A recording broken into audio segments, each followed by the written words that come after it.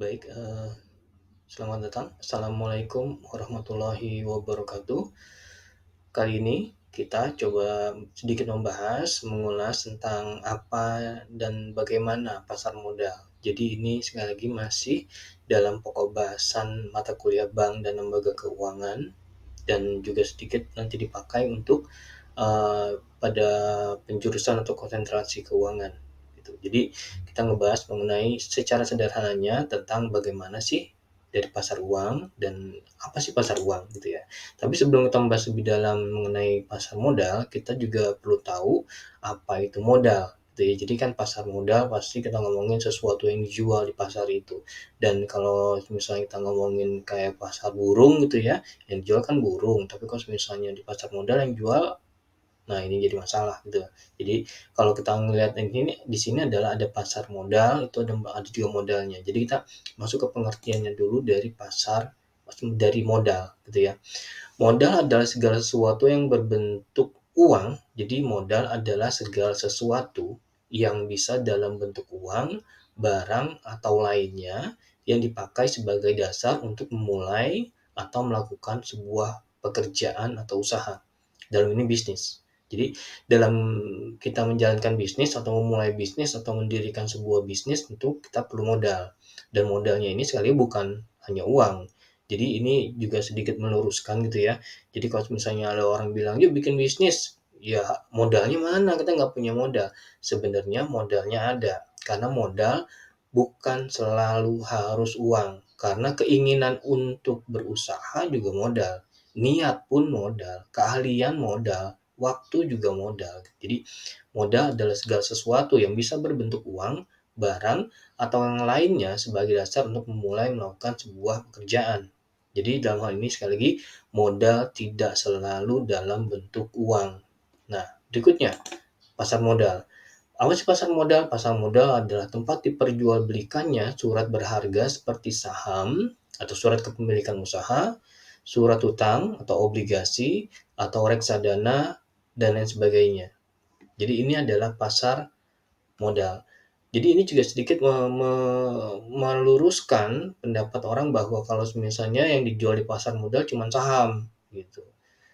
Ya salah, kenapa? Karena yang dijual di pasar modal itu bukan cuma saham, ada surat hutang atau obligasi, ada reksadana dan lain sebagainya gitu. Tapi memang yang paling banyak masyarakat tahu adalah saham. Nah, sekarang pertanyaannya, hubungannya apa sih antara modal dengan pasar modal, bisnis, dan juga jual saham gitu ya? Jadi gini, tadi kan kita tahu bahwa yang namanya modal itu dalam bisnis itu peranannya sangat penting. Kenapa? Karena dia adalah cikal bakal atau awal kekuatan dari sebuah entitas gitu ya, entah itu perusahaan atau organisasi untuk melakukan usahanya, untuk mendapatkan keuntungan gitu ya. Ada yang dalam bentuk uang, ada juga dalam bentuk non uang. Nah, ini kan perlu dikelola gitu ya. Kenapa? Karena sekali lagi dalam bisnis itu kan itu harus berhadapan dengan pesaing, dengan kompetitor gitu ya. Harus bisa memuaskan keinginan dari konsumen dan sebagainya dan sekali lagi ini perlu biaya. Semakin besar perusahaan biasanya memerlukan biaya yang makin besar. Kenapa? Karena tadi tantangannya lebih besar lagi gitu dan persaingannya juga lebih besar lagi. Ada beberapa cara untuk bisa memenangkan dari persaingan ini gitu ya. Salah satunya adalah dengan cara memperluas atau memperbesar perusahaannya. Jadi bisa merajai gitu loh, entah itu merajai dari pemasarannya atau bisa menghasilkan produk yang jauh lebih bagus dibandingkan pesaingnya dan sebagainya. Tapi yang jelas sekali lagi untuk bisa seperti itu perlu modal, gitu ya. Misalnya, untuk menguasai pasar sepatu olahraga di dunia gitu, itu kan perlu banyak pesaing yang harus dihadapin gitu. Misalnya saya dari pabrik Nike atau sepatu Nike. Untuk bisa menguasai pasar dunia itu berarti saya harus berhadapan dengan Puma, dengan Adidas, dan sebagainya. Dan untuk itu saya perlu modal, modal untuk membesarkan, market saya, mencoba untuk meningkatkan kualitas produk saya, atau meningkatkan citra dari brand saya dan seterusnya. Atau bisa jadi saya membuat pabrik baru dan sekali lagi itu perlu modal. Jadi dalam hal ini, kalau misalnya sekali lagi saya ingin memperluas atau menguasai atau memenangkan sebuah persaingan dalam bisnis, sekali lagi bukan cuman hanya menjalankan yang terbaik di perusahaan saya, tapi juga saya bisa melakukan ekspansi keluar dari perusahaan atau membuat perusahaan jadi lebih besar lagi, dan ini perlu modal. Nah, gimana caranya untuk bisa mendapatkan modal itu? Salah satunya adalah dengan cara minjem uang ke bank? Ya bisa, cuman dalam hal ini kadang-kadang, beberapa pengusaha kalau minjem uang ke bank ada keterbatasan dan ada keterikatan, karena tadi kalau misalnya kita minjem uang ke bank ada cicilannya, ada urusan ini, urusan itu, segala macam. Akhirnya, langkah berikutnya selain minjem uang ke bank, walaupun ada lagi yang lain ya, tapi ini yang kedua adalah dengan cara menjual sahamnya atau menjual kepemilikan dari perusahaan, seperti tadi ya. Jadi di pasar modal itu juga memperjualbelikan saham atau kepemilikan perusahaan. Jadi kalau misalnya sekali lagi saya Nike ingin meningkatkan penjualan saya dengan cara saya bikin pabrik baru gitu ya, berarti saya menjual saham Nike ke lantai bursa. Caranya caranya saya harus mendaftarkan dulu ke lembaga yang mengelola atau mengatur atau membawahi urusan pasar modal ini. Begitu saya, melakukan konsolidasi dengan lembaga tersebut, maka lembaga tersebut nanti akan yang mengurus semuanya. Berapa saham yang saya lepas, berapa harga per lembarnya, dan seterusnya. Misalnya total aset yang saya punya berarti, semuanya ya, tanahnya, bangunannya, pabriknya, teknologinya, merek dagangnya, seluruh keahlian karyawannya, semua dihitung misalnya gitu. Itu, eee, misalnya asal sebut ya, misalnya saya punya semua total aset saya misalnya 1 triliun gitu. Begitu 1 triliun itu saya bilang sama, lembaga yang mengelola pasar, modal ini, saya bilang, "Saya perlu uang 1 triliun juga." Berarti saya nanti harapannya punya modal punya saya sendiri 1 triliun dan mendapatkan modal dari hasil jualan saham saya itu 1 triliun. Nah, karena nanti modalnya menjadi 2 triliun, berarti dari 2 triliun itu 50% punya saya dan 50% berarti yang harus dijual sahamnya, gitu. Jadi saya merelakan saham perusahaan saya untuk dijual di lantai bursa sebanyak 50%. Nah, 50% ini nanti akan dipecah menjadi beberapa saham, entah itu 1 juta atau mungkin 10 juta atau 100 juta lembar saham, gitu ya.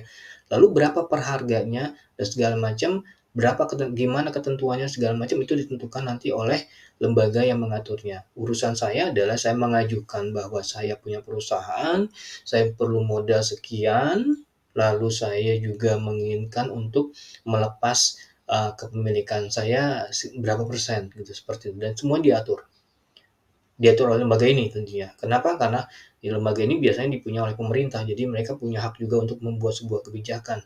Nah, kalau di Indonesia, lembaga ini disebut sebagai Bursa Efek Indonesia. Jadi, kalau misalnya dalam keadaan sekarang misalnya saya warga negara Indonesia dan saya punya bisnis di Indonesia, berarti saya berhubungan dengan Bursa Efek Indonesia. Bursa Efek Indonesia adalah organisasi yang bertugas sebagai sarana dalam melaksanakan pengaturan jalan kegiatan perdagangan efek yang ada di pasar modal di Indonesia. Jadi, pasar modal di Indonesia, pasar modalnya dikelola oleh Bursa Efek. Nah, sebenarnya Bursa Efek Indonesia yang dikenal sebagai sekarang dengan IDX gitu ya, sebenarnya gabungan dari Bursa Efek Jakarta dan Bursa Efek Surabaya. Jadi gabung gitu ya. Awalnya Bursa Efek Surabaya sendiri, lalu Bursa Efek Jakarta sendiri, lalu digabung menjadi Bursa Efek Indonesia atau dikenal dengan IDX. Nah, mereka ini, Bursa Efek inilah yang melakukan pengaturan mengenai penjualan saham. Siapa yang boleh beli saham, siapa yang boleh menjual saham, gimana caranya saham dijual, gimana caranya harga penentuan saham, dan selain seterusnya.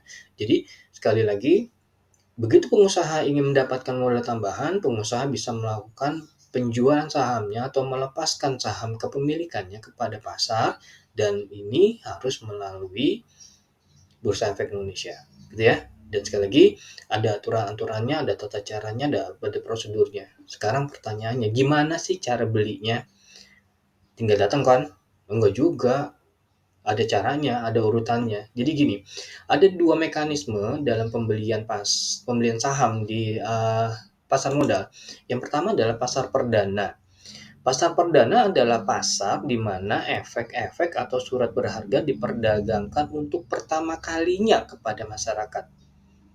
Jadi ini baru pertama kali bikin nih, misalnya saya baru pertama kali bikin, baru jualan saham gitu ya, begitu saya sebagai pemiliknya saya minta bantuan ke Bursa Efek, "Tolong dong ngurus ini," nanti langsung Bursa Efek nanti tinggal diurus tuh, gimana tuh, ada penjaminnya, ada segala macam gitu ya, nanti urusan panjang. Dan tapi yang jelas nanti begitu dijualnya nggak langsung lantai bursa, dijualnya pertama kali di pasar perdana. Pasar perdana itu bentuknya bisa di kantor yang jual saham berarti pemiliknya perusahaannya di situ, atau juga di perusahaan sekuritas, atau mungkin di hotel, atau mungkin di mall gitu, itu nggak masalah gitu. Tapi yang jelas bukan di lantai bursa, belum di lantai bursa. Periode dari pasar perdana ini ada waktunya. Jadi pertama kali itu misalnya ditentukan sekian bulan gitu. Jadi yang menentukan adalah Bursa Efek Indonesia. Dan proses ini biasanya disebut sebagai penawaran umum perdana atau IPO, Initial Public Offering. IPO gitu ya, Initial Public Offering. Penawaran umum untuk pertama kalinya gitu ya. Jadi misalnya nih, Bapak Ibu, sederhana kalau orang lagi jualan di pasar gitu, Bapak Ibu beli sini harganya sekian ya," gitu. Itu kira-kira pertama kali, pasar perdana, ada jangka waktunya. Begitu jangka waktunya berakhir, maka saham yang sudah terjual, berarti kan dibawa tuh sama yang ini kan ya, datanya udah dimasukin, lalu berikutnya yang belum terjual gimana? Yang belum terjual, misalnya ada yang tersisa, maka akan dibawa ke lantai saham, disebut sebagai pasar sekunder, gitu ya. Pasar sekunder adalah kelanjutan dari pasar perdana. Di pasar ini transaksi pembelian dan penjualan efek tidak terjadi di antara investor dengan perusahaan. Kalau di pasar perdana ya. Jadi saya langsung beli gitu ke perusahaan kalau saya mau beli saham gitu ya. Tapi kalau yang di pasar sekunder ini, yang terjadi adalah interaksi antara investor dengan investor. Jadi pembeli dengan pembeli, penjual dengan penjual gitu ya. Jadi pribadi dengan pribadi gitu. Jadi jadinya ini lebih cair gitu ya, karena pembelinya lebih banyak, penjualnya lebih banyak gitu. Nah, dalam pasar sekunder ini atau lantai bursa ini, harga ditentukan oleh kekuatan pasar. Artinya kalau yang jual banyak harganya bisa jadi lebih murah, tapi kalau yang beli banyak harganya bisa jadi lebih mahal gitu ya. Mmm, Sekali lagi karena dia bisa yang beli dan jual ini banyak orang, berarti tadi yang beli di pasar perdana boleh beli lagi di sini atau jual lagi di sini untuk mendapatkan keuntungan atau capital gain, gitu. Jadi capital gain adalah keuntungan yang didapatkan dari selisih harga beli saham dengan harga jual saham. Misalnya per lembarnya saya belinya gitu per lembarnya 1.000 di pasar perdana.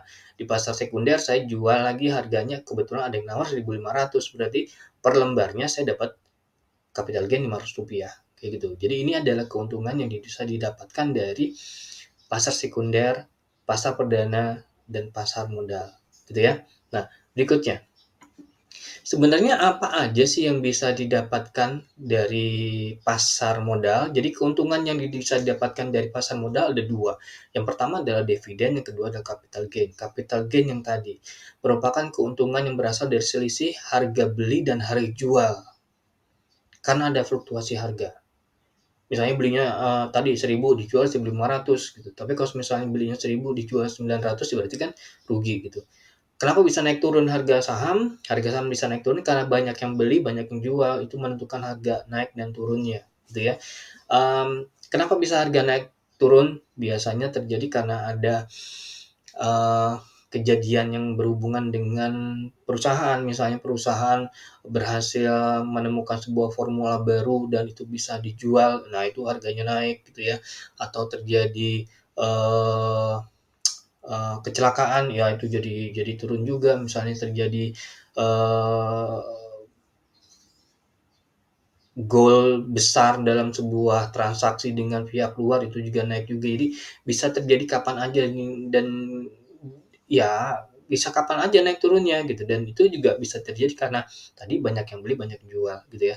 Itu kalau capital gain. Tapi kalau yang dividen, dividen adalah pembagian laba hasil usaha perusahaan gitu ya, yang dibagikan tiap tahun dalam rapat umum pemegang saham atau RUPS. Jadi, kalau misalnya saya megang sebuah saham misalnya dari, eee, asal ya, dari Indofood lah gitu. Begitu saya punya saham Indofood gitu dan saya pegang saham Indofood selama misalnya 1 tahun, dan begitu udah 1 tahun selesai, nanti biasanya ada undangan, Bapak Ibu yang punya saham Indofood, "Kumpul yuk, ngapain? Kita bikin rapat umum pegang saham." Ngapain aja? Ya rapat umum ngebahas tentang semuanya yang ada dalam perusahaan, termasuk penjelasan tentang berapa keuntungannya, didapatkan pada tahun ini berapa, segala macam gitu ya. Nah, dari keuntungan itu kan nanti dibagi-bagi. Saya dapat dong? Ya saya dapat karena saya pemiliknya. Pemiliknya saya kan punya saham, gitu. Begitu saya punya saham berarti saya pemilik Indofood. Begitu saya punya saham di Indofood dan begitu Indofood untung, maka saya mendapatkan keuntungan. Jadi keuntungannya bisa 2, keuntungan bisa kita dapatkan dalam jual beli harian, capital gain, dan capital gain ini bisa bisa beli jual beli jual beli jual dalam waktu menit, mungkin bisa detik gitu. Jadi saya beli, terus saya jual lagi, saya beli lagi, saya jual lagi, bisa, nggak masalah. Karena, transaksi yang ada di Indonesia sekarang udah dari tahun lama itu ya, udah pakai sistem elektronik. Jadi, bisa melakukan transaksi dengan sangat cepat gitu. Jadi keuntungannya, capital gain-nya bisa cepat juga, tapi sekali lagi harus melakukan sebuah strategi gimana caranya bisa mendapatkan untung yang maksimal. Tapi yang kedua berikutnya, keuntungannya adalah dengan cara kita mendapatkan laba usaha perusahaan, yang disebut sebagai dividen tadi. Itu ya, ini adalah keuntungan yang didapatkan bila kita berbisnis atau menjalankan usaha kita atau strategi kita di pasar modal. Tapi sebelum saya lanjutkan dan saya tutup, saya mau menjelaskan satu uh, pandangan dalam agama Islam, dalam bisnisnya gitu ya, dalam hukum syariah disebutkan bahwa masih ini sebenarnya masih dalam kontroversi, dalam perdebatan. Dan saya nggak mau bilang bahwa mana yang bagus, mana yang benar gitu, tapi sebenarnya dalam agama Islam banyak ulama menyatakan bahwa saham adalah haram. Walaupun ada juga yang bilang halal gitu ya. Kalau misalnya yang bilang haram, pendekatannya adalah pada adanya bisnis yang tidak pasti atau maisir. Ini kayak judi gitu. Belinya 1.000, berharap nanti naik 1.500. Iya, kalau pasti 1.500. Tapi kalau 900, ya zong gitu. Jadi kayak main judi. Berharap angka keluar dari dadu itu 6. Yang keluar cuma 2, berarti kan rugi karena kita nggak dapat. Oke, jadi ini adalah perspektif Islam dalam melihat penjualan saham gitu ya. Jadi perlu saya tahu bahwa ya, perlu kita tahu bahwa memang ada bisnis seperti ini, memang ada pekerjaan seperti ini, dan ini bisa menghasilkan uang. Tapi kita juga harus tahu bahwa dalam perspektif hitam ini banyak ulama, banyak eh, pemuka agama yang lain juga kadang-kadang ada yang bilang bahwa ini adalah haram. Jadi kita harus hati-hati dalam hal ini. Tapi sekali lagi ini ada sebuah ilmu, semua saya kembalikan kepada Anda sekalian. Tapi yang jelas ini yang kita pelajari hari ini, kita pelajari tentang bagaimana dan apa dari modal dan pasar modal, dan pasar modal itu memperjualbelikan banyak, bukan hanya saham, dan yang namanya modal bukan cuma uang tapi juga banyak yang lain. Dan kalau kita main di pasar modal, berarti kita dapatin mungkin 2 keuntungan dari penjualan harian atau disebut sebagai capital gain gitu ya, dan juga penjualan karena kita mendapatkan laba usaha. Begitu aja untuk pertemuan hari ini. Terima kasih atas kehadirannya dan luangan waktunya. Seperti biasa, bila ada pertanyaan, bila ada ide yang ingin disampaikan, silakan ketik di komentar. Terima kasih, saya pamit. Wassalamualaikum warahmatullahi wabarakatuh.